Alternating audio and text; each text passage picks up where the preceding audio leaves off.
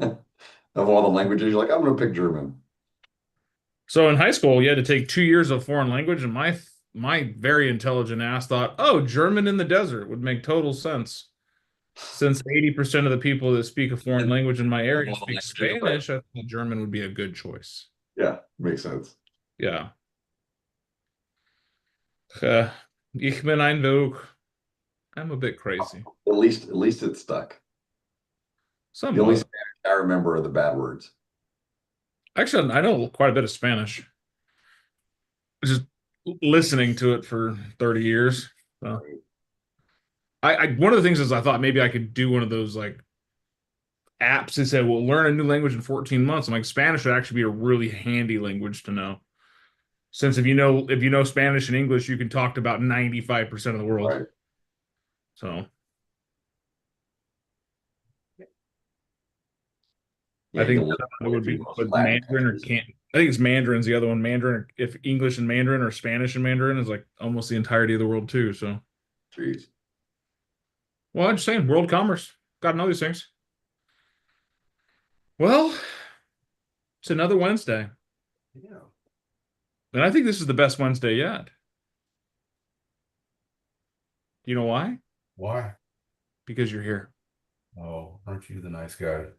Ha! I've been told many things. Not that. I got called smart yesterday. That was off-putting. Hey, those guys, yeah, I got an email this morning from my people. They want to come back this afternoon and take pictures now. All So, right. That's okay. awesome. Yeah. When I get called smart, it's not usually a compliment.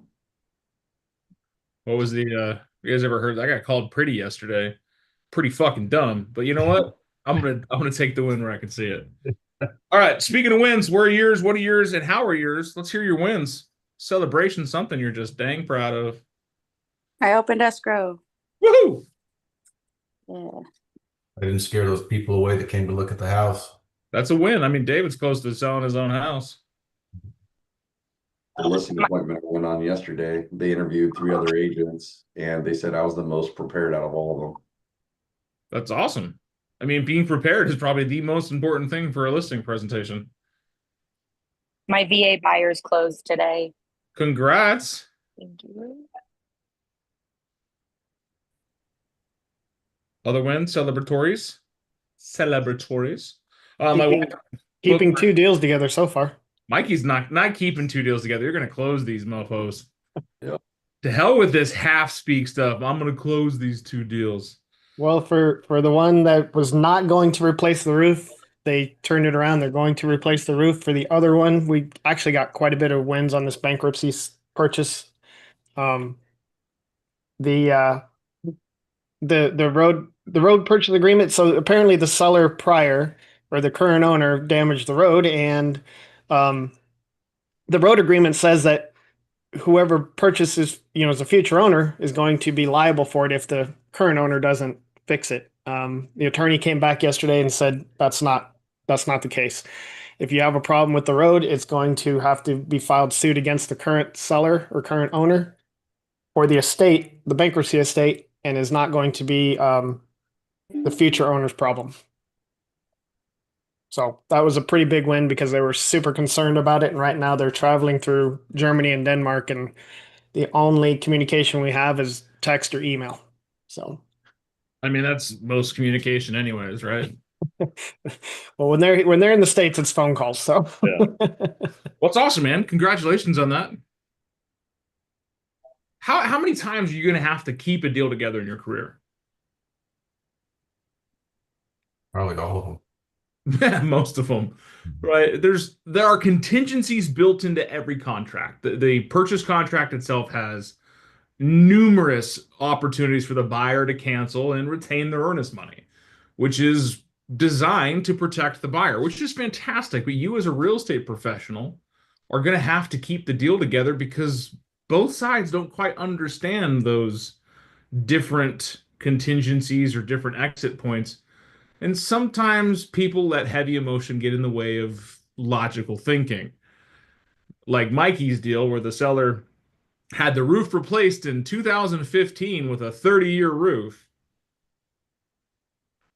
Okay. I see that you had the roof done in 2015. Let's do the math together. How many years ago was that? Yeah, it was a decade ago. Well, but it says in the invoice that it's a 30-year shingle. There's 20 years left. You're right. You're absolutely right, Mikey. In perfect conditions, those shingles should last you 30 years. Now, what we know from Southern Arizona's heat and sunlight, things don't exactly last the same amount of time. Now, in California, they may last longer, especially up in Northern California, close to Sacramento, where Jim's at, because you guys have a completely different climate. But helping a seller understand that is not easy.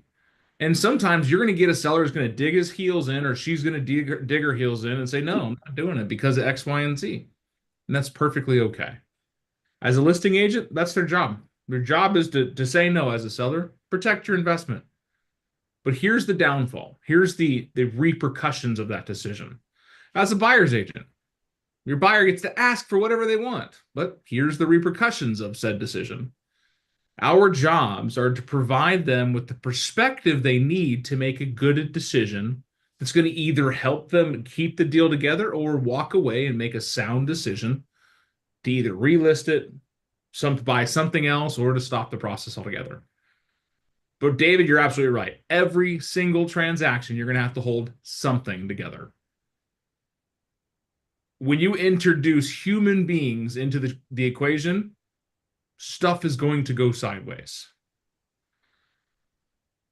The only perfect transaction is one that never happened, because no one's at fault and nothing could go wrong. That's a valid point, because that's, my buyer was going to ask for a lot of items. After having a couple days of thinking about it and realizing things that could be fairly easy for him, he only came back with 2, and of course the roof was one of them, just because that's so major.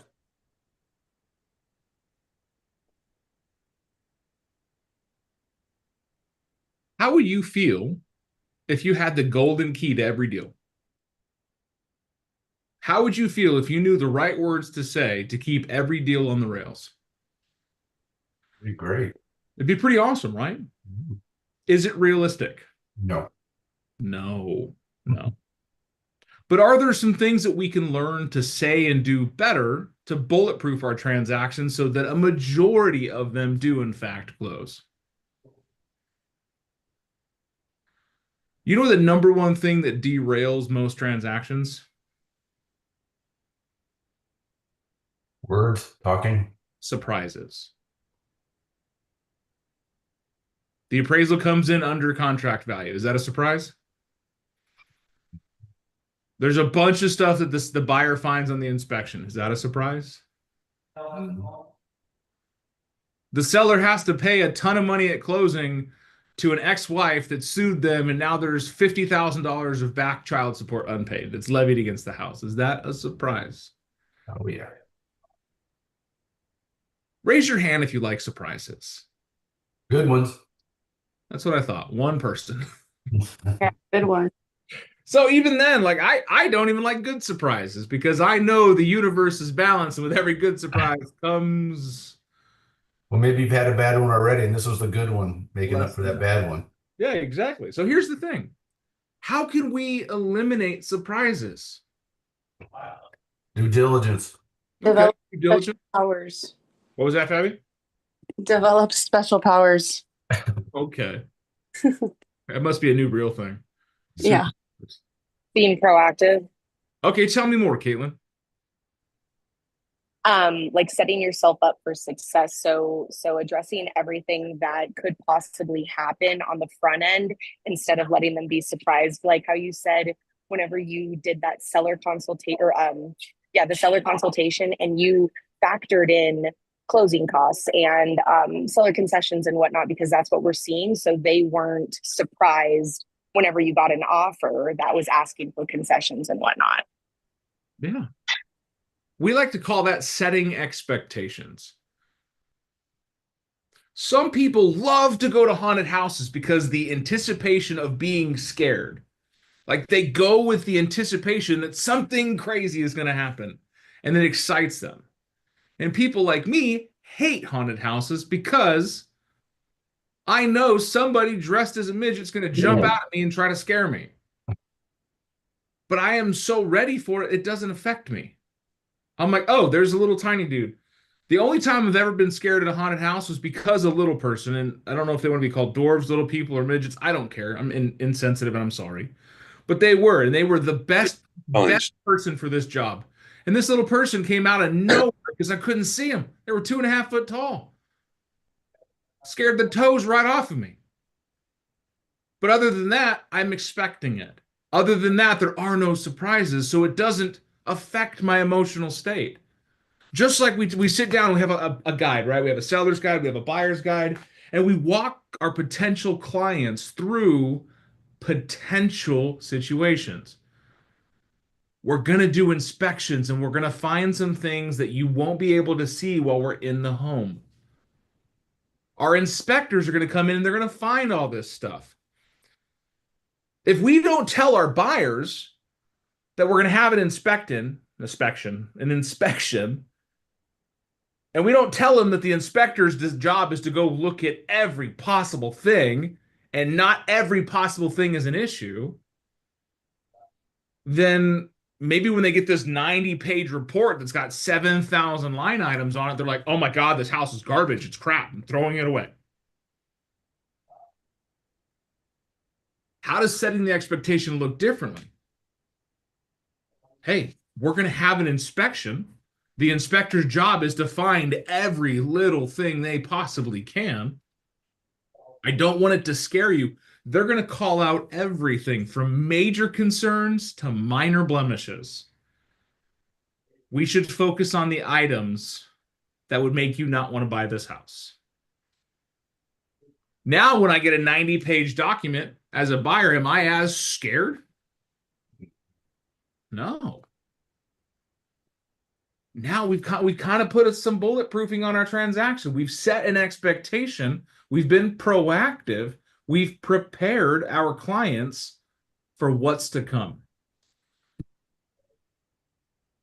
How else can you bulletproof a transaction?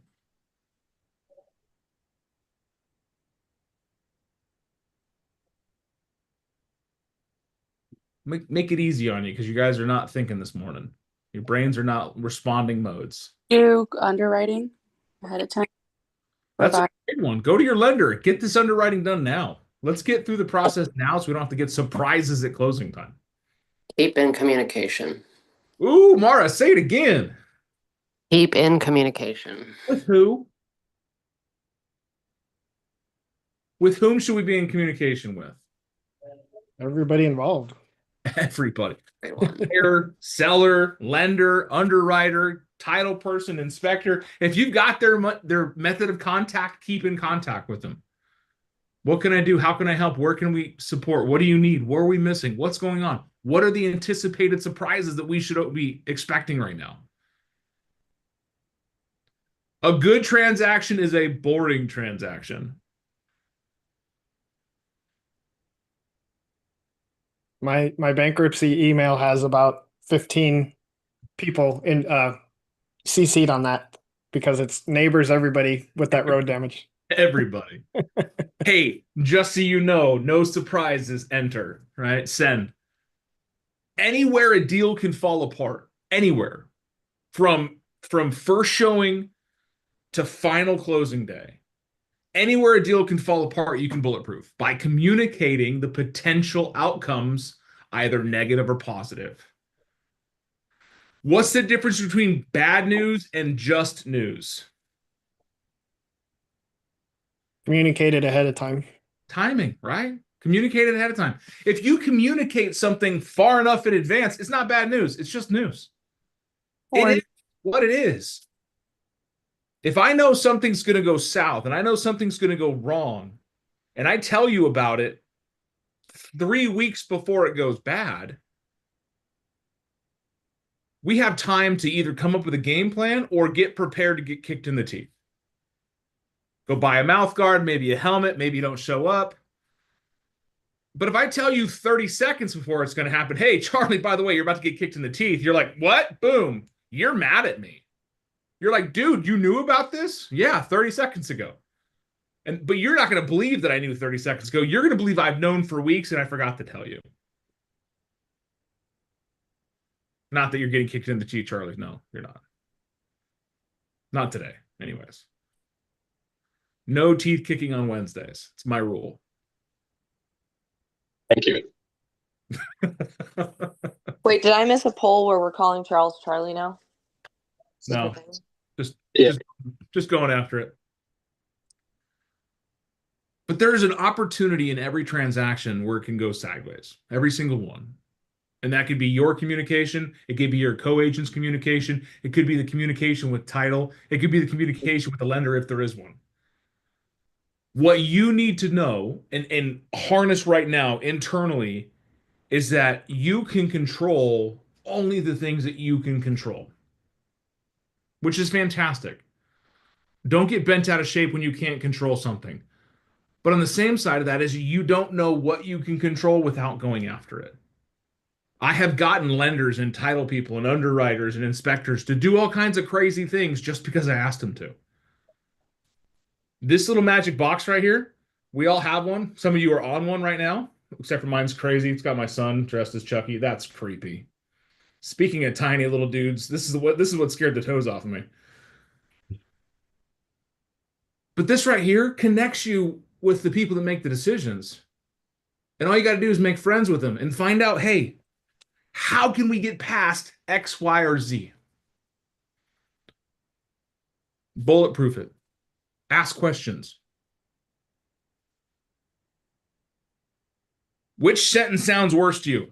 Anthony, we got a problem. Or question or statement 2. Anthony, we got a problem. Here's how we solve it. Second one's better. Why is that? Well, it's not like accusatory. Who's going to do this? Let's work on it together and figure it out. If things are going south, who are you following? The guy running around with his head on fire, the hair on fire, or the one that's calmly walking people towards the exit? You're coming forward with a possible solution. Yeah, I'm coming forward because you know what, guys? I may not have never been in this transaction. I may have never seen this situation before, but I was on a call once where this guy was yelling at us on Zoom at 8 o'clock in the morning. And one of the agents on that call had this problem happen, and this is how they solved it. So this is similar, so we're going to solve it the same way. Is that not what we're doing here? Are you able to level set the expectation for every possible scenario in real estate?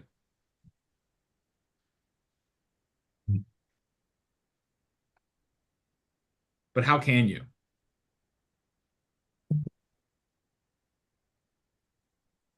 Don't worry. We'll figure it out. It's a powerful line. Why is it a powerful line? 1, giving instruction. I'm being calm. Don't worry. And then I'm setting expectations. We, as a team, you and I, or your clients and you, we will figure it out. All agents need to do is show up and be there for their clients. Mikey sent me a text yesterday, and I freaking loved it. And in that, if you don't mind me sharing, Mikey, My novel. it was a block of text. I'm telling you, it was. Well, I mean, every morning I was getting anything yet, and they're traveling through Germany and Denmark. Her husband is a professional chainsaw carver, and I really felt horrible that they were basically letting this transaction take them away from their trip that they've had planned for months. And their friends and everything. She's sharing videos with the home. She's super excited about it, but there's also that worry of, is it going to happen? What's going to happen? Or is it going to go through? Because it's a bankruptcy sale. So we're at the mercy of the court. So go ahead, Dan. I just want to showcase it, not to go into the big brief at all, but to err on the side of examples here. He gets a text. Sorry, I have been pressuring you too much. I didn't mean to. This is from the client. We sure appreciate the job you are doing. We are so thankful we chose you over Bob's nephew. I don't know who Bob is, but his nephew sucks. The husband. You've made us feel very comfortable in the whole process. That line right there, you have made us feel very comfortable in the whole process. Buyers love to buy. Buyers love to spend money. Buyers like to be sold. Buyers hate making a bad decision. Why do we look at online reviews? Well, we want to make sure we're making a good decision. We want to feel comfortable in the sale. We want to feel comfortable in the purchase. And you, as an agent, have the ability to make that person feel comfortable. And when they feel comfortable, will they listen to your guidance? If something derails this transaction and it's something within Mikey's ability to fix, do you think they will listen to the guidance he gives them?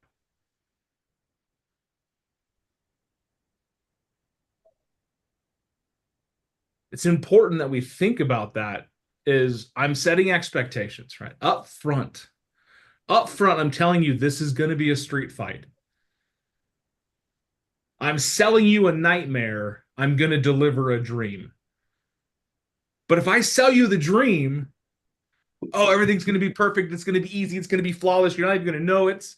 In 30 days from now, you'll have keys to your new house. No problems, no hassles, no nothing. Is that real?